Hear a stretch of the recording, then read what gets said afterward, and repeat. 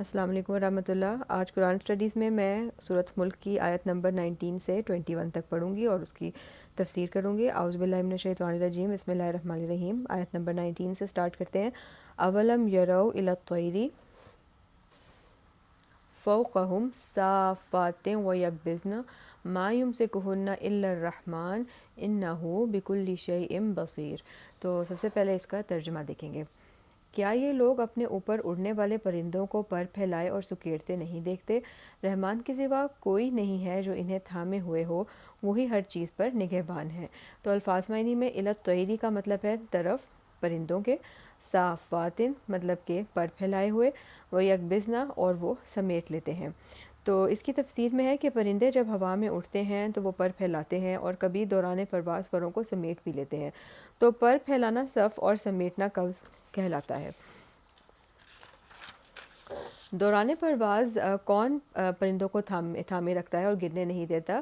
یہ رحمان ہی کی قدرت ہے اور یہ اسی کا ایک نمونہ ہے۔ تو اب جب بھی باہر پرندوں کو اڑتے ہوئے آسمان میں دیکھیں تو اس چیز کے بارے میں ضرور سوچنا ہے کہ ان کو اللہ تعالیٰ نے ہی آسمان میں اپنی مطلب اڑا رہے ہیں اور ان کو اللہ تعالیٰ ہی تھامے ہوئے ہیں، رحمان ہی تھامے ہوئے ہیں۔ تو اگلی آیت ہے امن ھذا الذی ھو جند لکم ینصرکم من دون الرحمن ان الکافرون الا فی غرور۔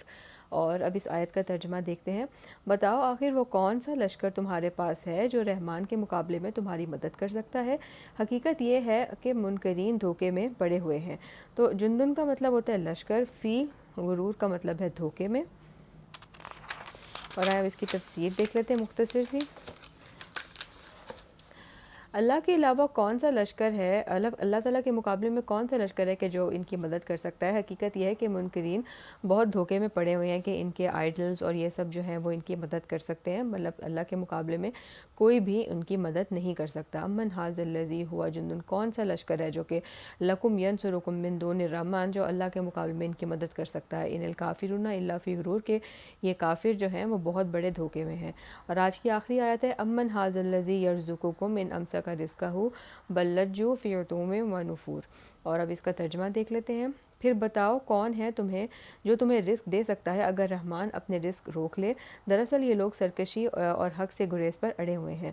امسکا کا مطلب ہے وہ روک لے، لجو کا مطلب ہے وہ اڑے ہوئے ہیں، وہ نفور کا مطلب ہے اور بدکنے میں۔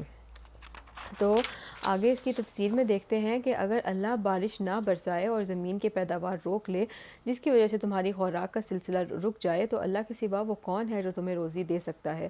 انکار کرنے والوں پر نصیحت کا کوئی اثر نہیں ہوتا اور وہ اپنی سرکشی میں بڑھتے چلے جاتے ہیں۔ ان کو جتنی مرضی مثالوں کے ساتھ سمجھایا جائے وہ پھر بھی اس بات کو نہیں سمجھتے۔